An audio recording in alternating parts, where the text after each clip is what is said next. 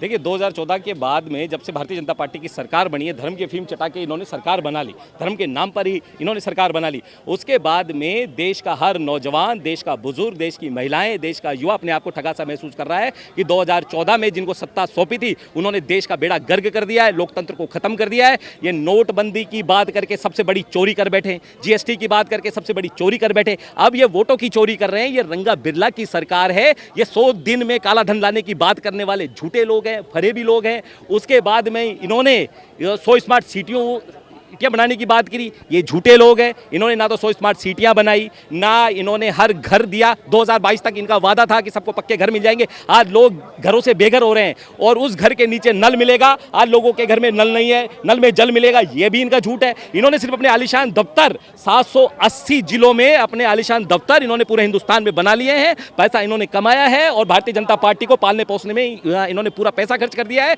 देश की जनता के लिए इनकी कोई जवाबदेही नहीं है। देश के जवान मरते हैं तो मरे, देश में कोई शहीद होता है तो हो, लेकिन इनको सिर्फ अपनी सरकार से मतलब है। मैं मोदी जी और अमित शाह और पूरी भारतीय जनता पार्टी के लिए एक बात कहना चाहूंगा कि 140 करोड़ की आबादी के इस भारत देश में अगर इन्हें 100 करोड़ लोग भी मरवाने पड़े सत्ता के लिए तो ये उसके लिए तैयार है, ये उससे पीछे नहीं हटेंगे। और जिस तरीके से राहुल गांधी जी ने इनका पर्दाफाश किया है, चुनाव आयोग का पर्दाफाश किया, मैं तो कहता हूं चुनाव आयोग प्लस भाजपा बराबर मोदी की सरकार। ये मोदी की सरकार चुनाव आयोग के साथ मिली हुई है, क्योंकि चुनाव आयोग पर जो आरोप राहुल गांधी जी ने लगाए थे तो चुनाव आयोग उसका जवाब नहीं दे रहा है। जवाब कौन दे रहा है? जवाब दे रही है भारतीय जनता पार्टी। भारतीय जनता पार्टी का क्या अधिकार है? जब विपक्ष सवाल कर रहा है, जब राहुल गांधी सवाल कर रहे हैं, पूरा देश सवाल कर रहा है, देश के नौजवान सवाल कर रहे हैं, तो उसका जवाब चुनाव आयोग को देना चाहिए। लेकिन भारतीय जनता पार्टी के ये पहरेदार बनकर बैठे हैं तो चुनाव आयोग का ये पूरा पक्ष ले रहे हैं, क्योंकि चुनाव आयोग इनका पिछलग्गू बन गया है। लोकतंत्र में चुनाव आयोग की निष्पक्ष भूमिका होती है, चुनाव कराने की भूमिका होती है। लेकिन आज देश में 2014 से लेकर 2025 तक का जो हम आतंक देख रहे हैं, आज पूरा देश शर्मसार हो चुका है, क्योंकि ये वोटों की चोरी करने के बाद में ये सिर्फ अपना राज कायम करना चाहते हैं। ये रंगा बिल्ला की संतान के लोग हैं,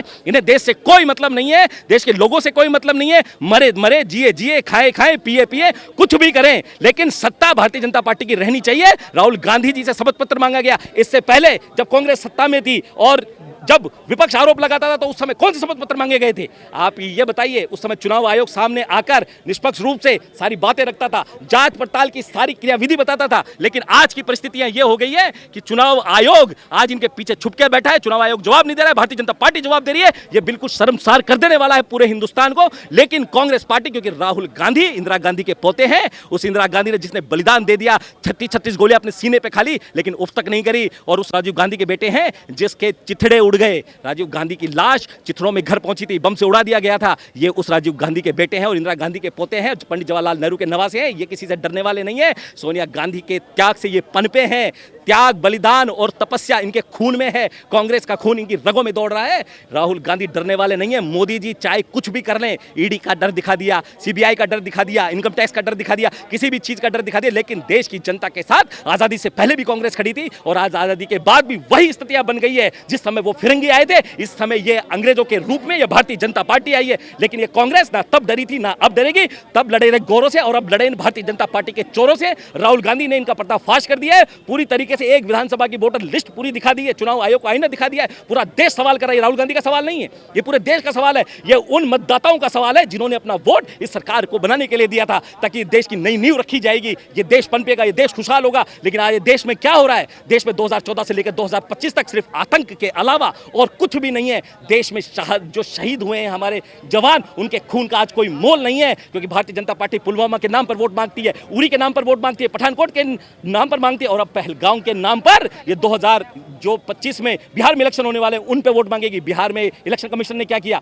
दलितों के वोटों को कटा दिया। दलित कितने वोट काटे गए वहां पे, आप ये देखिए। तो चुनाव आयोग आज बिल्कुल पिछलग्गू बन के बैठ गया। राहुल गांधी इस मुहिम से डरने वाले नहीं है और राहुल गांधी पूरे हिंदुस्तान में ये मुहिम चला रहे हैं। आज देश का बच्चा बच्चा राहुल गांधी के साथ है।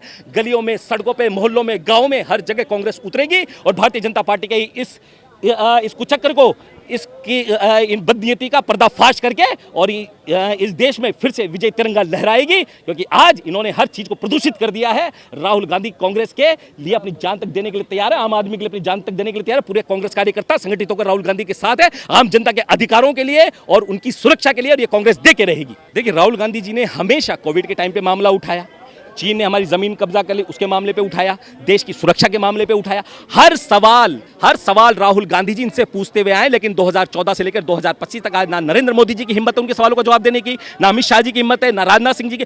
पूरा भारतीय जनता पार्टी का तंत्र बेबस बैठा हुआ है, राहुल गांधी के सवालों का कोई जवाब नहीं दे रहा। राहुल गांधी जी ने आज ये फिर सही सवाल उठाया, वोटर लिस्ट कहां से मिली हमें? वोटर लिस्ट तो चुनाव आयोग की है।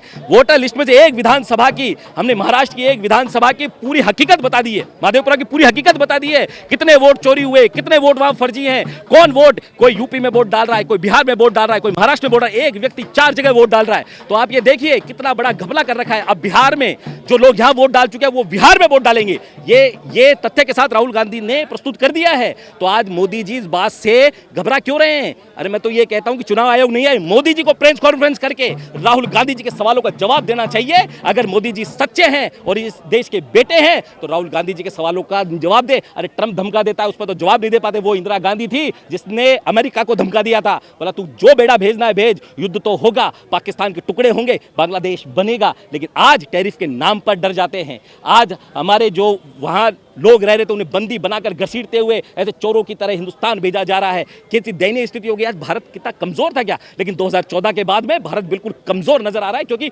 सत्ता ऐसे कमजोर प्रधानमंत्री के हाथ में है जो सिर्फ सत्ता चाहता है, राज चाहता है, जनता के सामने निकलने से डरता है। और अगर जनता के सामने निकलता है तो सिर्फ हाथ लहराते हुए निकलता है कि मुझे सत्ता दे दो, मैं धर्म की अफीम चटाकर सबका वोट ले लूंगा। अरे हिंदू को मुसलमान से लड़ा देता है, मुसलमान को सिख से लड़ा देता है, सिख को ईसाई से लड़ा देता है। यह सिर्फ इस देश में हो रहा है। भारत अनेकता का देश था, भारत में अनेक संस्कृतियां थी, भारत में हिंदू मुस्लिम सिख ईसाई प्यार से रहते थे। लेकिन 2014 के बाद जो नफरत की खाई नरेंद्र मोदी जी ने और अमित शाह ने खो दी है, ये देश कभी भूल नहीं पाएगा और उस गर्त में देश घुसता जा रहा है। राहुल गांधी जी के सवालों का जवाब अगर देते हैं तो नरेंद्र मोदी जी को प्रेस कॉन्फ्रेंस करके जवाब देना चाहिए कि राहुल गांधी जी झूठ बोल रहे हैं, दूध का दूध और पानी का पानी हो जाएगा। क्यों नहीं कर रहे हैं नरेंद्र मोदी जी? क्यों भागे भागे फिर रहे हैं? जब भी सवाल पूछते हैं कभी जापान चले जाते हैं, कभी इटली चले जाते हैं, कभी अमेरिका चले जाते हैं, कभी पता नहीं कहां चले जाते हैं, कभी सिंगापुर चले जाते हैं, देशों की यात्राओं पे करते हैं। जब भी विपक्ष सवाल पूछता है देश का प्रधानमंत्री भाग जाता है, देश का गृह मंत्री पहलगांव 1 महीने पहले जाता है और उसके बाद में वहां की सारी चौकसियां हटा देता है। वहां हमारे 22 परिवार उजड़ गए, 22 परिवार उजड़ गए। लेकिन इस देश के प्रधानमंत्री को और इस देश के गृह मंत्री को कोई फर्क नहीं पड़ता। ये लाशों पे राजनीति करने वाले लोग हैं। ये भारतीय जनता पार्टी ने पहले जनसंघ था, उसने अपनी एक अंगुली, क्या अंगुली तो छोड़िए, नाखून भी नहीं कटाया था इस देश के लिए आरएसएस ने। और आज ये देश की बातें करते हैं, देश के बेटे बनते हैं। कांग्रेस ने अपना खून देकर इस मातृभूमि को सींचा है और हमेशा सींचती रहेगी।